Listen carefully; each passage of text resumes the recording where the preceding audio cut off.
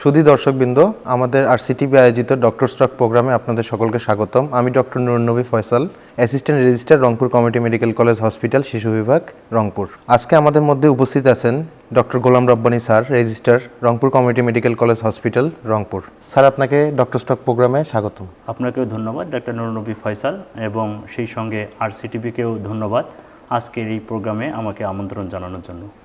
আজকে স্যার আমরা একটা গুরুত্বপূর্ণ বিষয় নিয়ে আলোচনা করছি, যেমন বাচ্চাদের অল্প বয়সে রক্ত স্বল্পতা নিয়ে।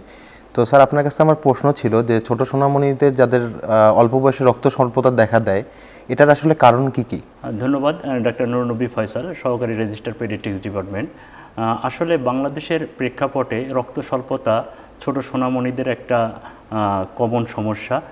বিভিন্ন কারণে এই ছোট সোনামণিদের রক্ত স্বল্পতা হতে পারে। এর মধ্যে আমরা সবচেয়ে বেশি যে কারণগুলো লক্ষ্য করতে পারি সেগুলো হচ্ছে আয়রন ডেফিসিয়েন্সি অ্যানিমিয়া, থ্যালাসেমিয়া এবং লিউকেমিয়া সহ আরও বেশ কিছু এনজাইমের কারণে ছোট সোনামণিদের রক্ত স্বল্পতা দেখা দিতে পারে। স্যার, আমার পরবর্তী কোশ্চেন হলো আপনার কাছে যে এই রক্ত স্বল্পতার যে কারণগুলো বললেন, আমাদের দেশের প্রেক্ষাপটে সবচেয়ে কমন কোনটা, যেটা দিয়ে আমাদের রেগুলার আমাদের পেশেন্ট এসে থাকে? ধন্যবাদ। আমরা আসলে বাংলাদেশের প্রেক্ষাপটে সবচেয়ে বেশি যে রক্ত স্বল্পতাটা দেখা যায় সেটা হচ্ছে আয়রন ডেফিসিয়েন্সি অ্যানিমিয়া। স্যার, আমার পরবর্তী প্রশ্ন যে আয়রন ডেফিসিয়েন্সি অ্যানিমিয়ার কারণ কি কি? হ্যাঁ, আপনাকে অসংখ্য ধন্যবাদ একটি গুরুত্বপূর্ণ প্রশ্ন করার জন্য।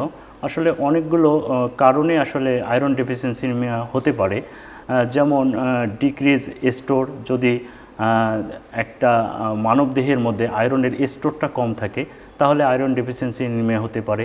যদি আয়রন কন্টেনিং খাবার আমরা বাচ্চাদের কম দিয়ে থাকি বা না দিয়ে থাকি, এটার কারণে হতে পারে। তাছাড়া বিভিন্ন কারণে যদি ব্লাড লসের এরকম কোনো হিস্ট্রি থাকে, যে পেপটিক আলসার ডিজিজ বা পাইলস বা হুকওয়ার্ম ইনফেস্টেশন, এগুলোর কারণেও রক্ত স্বল্পতা হতে পারে। আমাদের বাংলাদেশে দেখা যায় যে স্যার মানে রুটিন একটা চেক আপ করা হয় না অনেক কিছুরই। তো আমরা এই বাসায় কিভাবে বুঝবো যে আমার বাচ্চাটা বা পাশের বাসার বাচ্চাটা তাদের মানে আয়রন ডেফিসিয়েন্সি অ্যানিমিয়া, মানে এর লক্ষণগুলো আমরা জানতে চাচ্ছিলাম স্যার আপনার কাছে। অনেকগুলো লক্ষণ আসলে একটা সোনামণির যখন রক্তের হিমোগ্লোবিনটা কমে যায় বা আয়রনের লেভেলটা কমে যায়, অনেকগুলো লক্ষণ চলে আসে। প্রথমে আপনারা যে লক্ষণটা বুঝতে পারবেন যে আপনার বাচ্চা হচ্ছে ফ্যাকাশে হয়ে যাচ্ছে।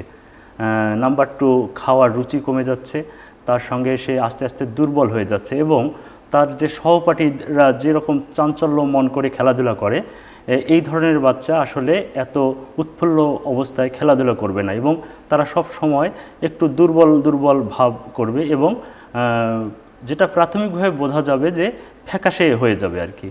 আমাদের কাছে যখন এই লক্ষণগুলো নিয়ে বাচ্চারা আসবে তখন আমরা কি কি পরীক্ষা করাতে পারি তাদের?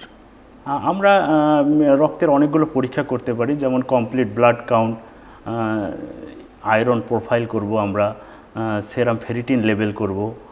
এগুলো করলে আমরা আসলে বুঝতে পারবো যে আসলে আমাদের এই সোনামণি আসলে আয়রন ডেফিসিয়েন্সি অ্যানিমিয়াতে ভুগতেছে কিনা, এবং পাশাপাশি অন্য টেস্টগুলো আমরা করব যে আসলে কি কারণে এইটা হচ্ছে।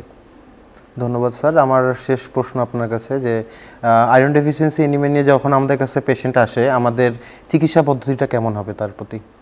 আমরা আসলে যে বা সোনামণিরা এরকম আয়রন ডেফিসিয়েন্সি অ্যানিমিয়াতে ভোগে, আমরা এদেরকে সরাসরি আর কি ওরাল মেডিকেশনে আয়রন থেরাপি দিয়ে থাকি।